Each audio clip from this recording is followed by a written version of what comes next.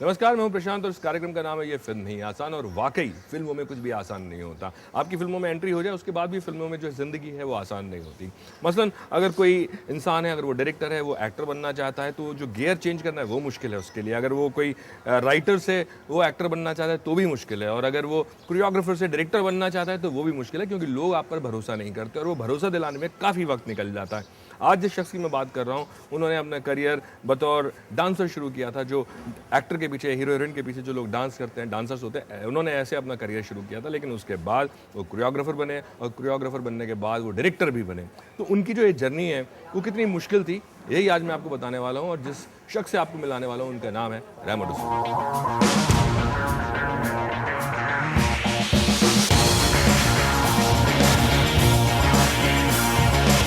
Hi Remo. How you sir? मैं अच्छा हूँ।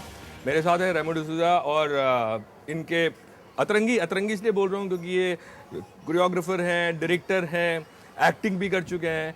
तो बहुत सारी चीज़ें इनके साथ हैं और मुझे लगता है कि इनके लिए शायद एक एपिसोड कम पड़ेगा, बट ठीक है, आज इतने में काम चला लेते हैं। फ्लाइंग जट से मैं शुरू करता हूँ। अच्छा, मुझे ये बताइए कि आपने पहली जो बीच में 2 फिल्में बनाई, ABCD 1, ABCD 2, वो डांस फिल्म्स थी।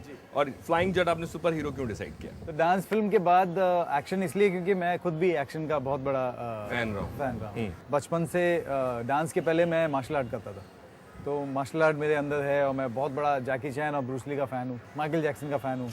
तो ये दोनों, माइकल जैक्सन तो ऑफ कोर्स मैंने कर दिया, ABCD बना ली।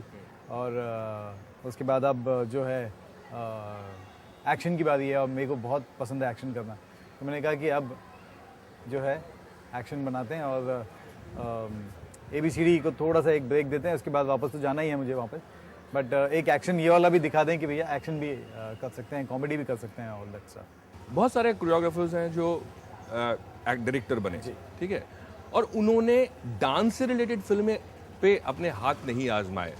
और अगर मैं डांस की बात करूं तो हिंदुस्तान में बहुत पहले, आई थिंक 40s 50s में एक फिल्म आई थी, कल्पना। और उसके बाद डांस पे फिल्म नहीं थी, डांसर हमारा हीरो था।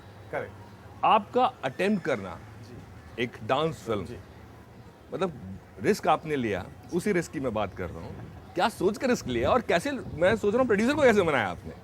बहुत सही सवाल किया आपने, क्योंकि आपने सही कहा कि बहुत पहले कल्पना थी। और हम नाम भले ही ले सकते हैं कि डांस थी साहब, या फिर वो नहीं, वो हाँ, वही मैं बोल रहा हूँ, वो या डिस्को डांसर थी, मगर वो हीरोज थे उसमें डांसर, स्टोरी कुछ और ही थी। करेक्ट। जब रियलिटी शो कर रहा था, मैंने देखा कि रियलिटी शो चलता है, लोग बहुत पसंद करते हैं, फिर फिल्म क्यों नहीं चलती?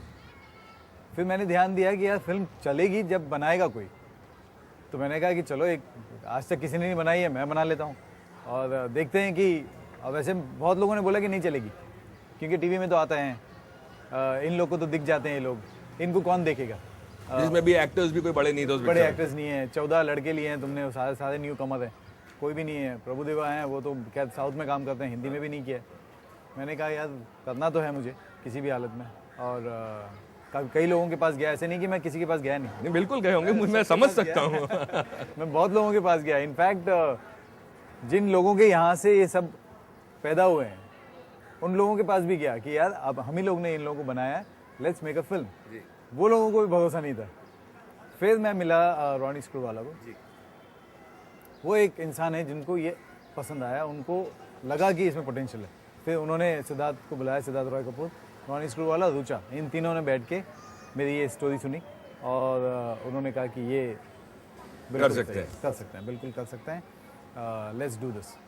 और आपने आज की डेट में वो सारे लोग स्टार बन चुके हैं। ABCD 1 के बाद जब आपने 2 बनाया, 2 में आपने स्टार्स लिए जी, बट जबकि जब आपने पहली फिल्म में रिस्क ले लिया तो सेकंड लेने में क्या प्रॉब्लम था? ये भी रिस्क था मेरे लिए। ये बात सही कह रहे हैं, क्योंकि एक्टर्स भी साइन करने में घबरा रहे होंगे। वो भी है।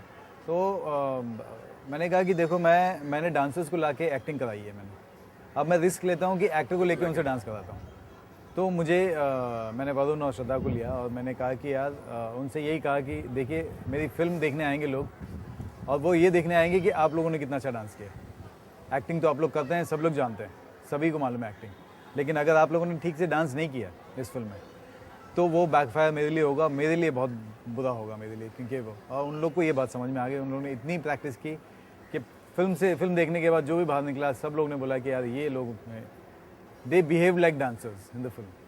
वो उनकी बहुत बड़ी खासियत है। एज एन एक्टर उनकी बहुत बड़ी खासियत है कि एक एक्टर होने के बावजूद उन्होंने फिल्म में जो किरदार निभाया एक डांसर का, वो कन्विंस कराया लोगों को कि हम लोग डांसर हैं। बिल्कुल, श्रद्धा ने कमाल का डांस किया था। मैंने वरुण तो खैर डांसर है, लेकिन ये बताइए जो फील्ड है एज ए कोरियोग्राफर आना, पुराने ज़माने में बहुत सारे कोरियोग्राफर्स होते थे, लेकिन आप एक आर्मी बैकग्राउंड से आपके आते हैं, आपकी फैमिली, कहीं ऐसा नहीं, आर्मी वालों का तो बहुत ऐसा होता है ना, बेटा आर्मी में जाए। हाँ बिल्कुल, एयरफोर्स। हाँ तो कहीं ऐसा नहीं हुआ कि यार ये क्या आप करियर ऑप्शन लेने की कोशिश कर रहे हो, या शुरू में कहा चलो यार शौक है बच्चे को करने दो, हो सकता है बाद में ना जाए, भूल जाए? नहीं, शौक के जहाँ तक शौक था वहीं से डैड ने ब्रेक लगाने की कोशिश की थी। बोला कि ये तो करियर नहीं होगा, मतलब, और ऊपर से एयरफोर्स आर्मी नेवी बैकग्राउंड के थे हम लोग, डैडी, उनके भाई और मेरे जो कज़न ब्रदर्स हैं सब एयरफोर्स नेवी आर्मी में ही थे। सिविलियन कोई भी नहीं था, सारे के सारे डिफेंस के थे। तो प्रॉब्लम ये हुआ कि अब इतने लोगों में से मैं ये कैसे लोगों को बताऊं कि यार मुझे डांसर बनना है। तो बहुत मुश्किल हुई, बहुत लोगों को समझाना पड़ा, बहुत लोगों से बहुत लड़ाई हुई। मेरे खुद के बड़े भाई के साथ बहुत लड़ाई हुई कि मेरा बड़ा भाई तो बहुत पढ़ता था, वो डैड ने 2 बार तो मुझे एनडीए का एग्ज़ाम देने के लिए कहा कि नेशनल डिफेंस एकेडमी जाइए, एग्ज़ाम दीजिए। वहाँ पे भी गया 2 साल, मैंने कोई ध्यान कहीं और था, वो कैसे कर पाता मैं। आपको भी तो नहीं लगा तारा ज़मीन पे देखने के बाद कि मुझे डिसलेक्सिया था? चलिए सही है, आप कह सकते हैं उसको। तो यस, फाइनली जब आया यहाँ कुछ किया तब जाके सब लोगों को अच्छा, मतलब आप उस वक्त नहीं मना पाए, जब यहाँ पे आके आपने अपने आप को प्रूव किया तब जाके। क्या रिएक्शन था जब आपका पहला काम उन्होंने कोई देखा हो? पहला काम रंगीला का मेरा एक क्लोजअप है, 1995 क्लोजअप है मेरा स्क्रीन पे, एक अकेले का क्लोजअप आता है फिल्म स्टार्ट होने से पहले। उर्मिला मातोंडकर की एंट्री के पहले मुझे मेरा एक शॉट है, तो वो एक क्लोजअप ने सबकी बोलती बंद कर दी, इमेज चेंज। क्योंकि इतने बड़े पर्दे पे आप अगर दिख गए, मतलब ऐसे भी नहीं कि आप किसी और के साथ खड़े हैं, आप अकेले खड़े हैं, आपका क्लोजअप लगा हुआ है, तो वो एक क्लोजअप ने सब जितनी भी जो प्रॉब्लम इसके पहले मैंने कही थी वो सब चुप हो गए, जो उल्टा बोलते थे सब चुप हो गए। लेकिन उसके बाद भी स्ट्रगल था। बिल्कुल, मैं देख रहा था 1995 से लेके आई थिंक 2000 पे आपने शायद दूसरी फिल्म की है जी। तो 5 साल वो, और उसके बाद भी मैं तो स्ट्रगल यही ही बोलूंगा, क्योंकि अब जाके आप वो कर रहे हैं जो आप करना चाहते थे। जी करेक्ट। तो वो जो स्ट्रगल पीरियड था 1995 से 2000 तक, उसमें कितनी बार दिमाग में इस तरह का आया कि बम्बई छोड़ देना चाहिए? 2-3 बार आया, 2-3 बार आया कि यार कुछ नहीं होता है, आई थिंक निकल लेना चाहिए। लेकिन ये नहीं था कि बॉम्बे छोड़ देना चाहिए, ये था कि यार फिल्म इंडस्ट्री छोड़ देनी चाहिए, लेकिन बॉम्बे नहीं छोड़नी चाहिए। मैंने ये ठान लिया था कि बॉम्बे नहीं छोड़ूंगा मैं, क्योंकि यहाँ आने के बाद मुझे पता चल गया था कि अगर कुछ बनना है किसी भी फील्ड में तो ये जगह है।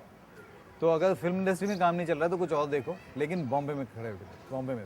तो वो 2-3 बार सोचा, लेकिन फिर मैंने बोला नहीं यार, इतनी मेहनत करके यहाँ तक पहुँचे और इतना स्ट्रगल किया है और सभी लोग अगेंस्ट है मेरे, मतलब ऐसे कैसे हो सकता है कि इतने लोग अगेंस्ट हो और मैं शायद इतना गलत तो नहीं हो सकता हूँ। मैं खुद की लाइफ के बारे में सोच रहा हूँ कि मैं खुद को, अपने आप को कैसे रॉन्ग साबित कर सकता हूँ, क्योंकि मैं अपने आप को मानता हूँ कि मैं कर सकता हूँ, फिर ये इतने सारे लोग क्यों अगेंस्ट है मेरे। तो मैंने कहा कि अगर इन सबको अगर गलत प्रूव करना है तो फिर अपने आप को प्रूव करना पड़ेगा। देन आई सेड कि नहीं, अब मैं नहीं जाऊँगा, अब मैं यहीं रहूँगा।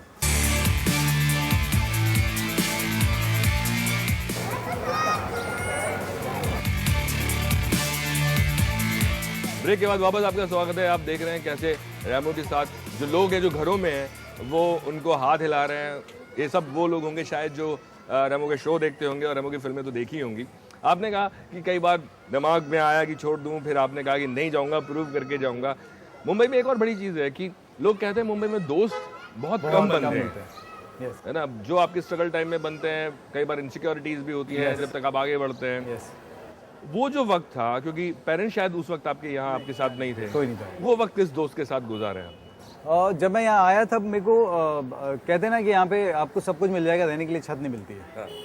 तो वो जो सबसे बड़ी मुश्किल थी वो बहुत आसान हो गई, क्योंकि मुझे एक फैमिली मिल गई थी जो मेरे रिश्तेदार नहीं थे, ना ही कोई मुझे जानते थे, बट सिर्फ एक कनेक्शन निकला कहीं दोस्त से दोस्त। उन्होंने मुझे अपने साथ रखा 5 साल। क्या बात है, बड़ी बात है, बहुत बड़ी बात है कि 5 साल एक इंसान को रखना अपने घर में, जो कि आपके रिश्तेदार नहीं है, ना ही आपके दोस्त हैं, वो उन लोगों ने जो सपोर्ट दिया, आई थिंक वो बहुत बड़ा सपोर्ट था मेरे लिए। और आज यहाँ तक पहुँचा हूँ तो मेरे ख्याल से सिर्फ उस फैमिली की वजह से पहुँचा हूँ, क्योंकि अगर वो सपोर्ट नहीं देते मुझे तो शायद मैं कब का चला गया होता वापस। तो वो है परदेसी फैमिली हैं, उनका सरनेम है प्रदीप भाई हैं, मुकेश भाई हैं, वो फैमिली बन गई मेरी और अब तक हम लोग मिलते रहते हैं। उसके बाद फिल्म इंडस्ट्री में दोस्ती, आप जानते हैं दोस्त कैमरे के सामने की दोस्ती होती है, अलग होते हैं, कैमरे के साथ की दोस्ती होती है। और जब तक आप चलते हैं तब तक आपके दोस्त होते हैं और जब तक आप नहीं होते हैं तो और इसी बात से मुझे ये हुआ कि इसलिए मेरे कोई दोस्त नहीं है इधर इंडस्ट्री में। मतलब मैं जिसको बोल सकता हूँ कि हाँ ये मेरा बहुत क्लोज फ्रेंड है, जिससे मैं दिल की बातें कर सकता हूँ। हाँ, जिससे मैं दिल की बात कर सकता हूँ, कोई नहीं है। वो मेरे सारे दोस्त हैं, मेरी टीम, मेरे असिस्टेंट्स और मेरे डांसर्स, वही मेरे अच्छे दोस्त हैं और जिनके साथ मैं काम करता हूँ, मेरे राइटर्स, मेरे म्यूज़िक डायरेक्टर। इसलिए मैं अपनी टीम नहीं चेंज करता हूँ। मेरी टीम पहली फिल्म से लेके अब तक यहीं पे है, तो वही है मेरे अच्छे दोस्त, वही हैं सबसे क्लोज दोस्त। सो बाकी इंडस्ट्री में ऐसे मैं कह नहीं सकता हूँ कि ये मेरा क्योंकि पता नहीं होता दिल में क्या है, ज़बान पे क्या है। बिल्कुल सही कह रहे हैं। लेकिन एक बात और बताइए कि इतने सारे वक्त में, इतना स्ट्रगल के टाइम में, कभी आप जब सक्सेसफुल हो गए, कोई ऐसा वक्त सोचते हैं जो आपको याद आता हो जिसने आपको इतना दुख दिया हो या दर्द दिया हो या आपको रुला दिया हो? इंसान का नाम तो नहीं लेना चाहूँगा, लेकिन वक्त क्या था और क्या हुआ था? क्योंकि मैंने कहा था कि वो फैमिली जिनके साथ मैं रहता था, तो ऐसा होता था कि यार उनके घर में भी 2 फैमिलीज थी, माँ थी, उनके 2 बेटे थे, उनकी बीवियाँ थी, बच्चे थे, एक छोटा सा घर था। तो बहुत ही ऑड लगता था मुझे कि मैं 2 महीना 3 महीने तक ठीक था, 6 महीने तक ठीक था, 1 साल तक मैं कुछ नहीं कर रहा था। फिर मुझे थोड़ा वो लगने लगा कि यार मैं बहुत गलत कर रहा हूँ। मैं जैसे आता हूँ और मैं ऐसे भी नहीं कि मैं सुबह नाश्ता कर लूँ, लंच कर लूँ और डिनर कर लूँ, फ्री में खाए जा रहा हूँ कब से। मैं 1 साल से तो खा ही रहा हूँ। पैसे होते नहीं होंगे? ऐसे बिल्कुल नहीं होते थे। ऊपर से मीरा रोड में रहते थे तो ट्रैवल करना, चाइनी रोड। तो मैं उनको झूठ बोलता था कि मैं काम कर रहा हूँ, मैं 2 दिन बाद आऊँगा। तो उनको लगता था मैं काम कर रहा हूँ, बट मैं स्टेशन पे रहता था, मैं बैंड्रा स्टेशन पे। तो 2 रात बिताना वहाँ पे, भूखे रहना, फिर उसके बाद 2 दिन बाद जाना, ताकि उनको लगे कि हाँ चलो कुछ कर रहा है, ऐसा नहीं। तो वो पूछते थे क्या कर रहा था, मैं बोला चल रहा है, कुछ काम चल रहा है, देखते हैं होगा कुछ। तो सिर्फ उनको ये दिखाने के लिए कि यार मैं ऐसे ही बैठा नहीं हूँ यहाँ पे 1 साल से, कुछ कर रहा हूँ, तो वो झूठ बोलता था मैं उनको। और ऐसा कुछ चला 1.5-2 साल चला। मैं 2-2, 3-3 दिन ऐसे किसी दोस्तों को रिक्वेस्ट करना कि यार 1 दिन रख ले मेरे को, अच्छा नहीं लगता मुझे बार बार उनके घर जाना।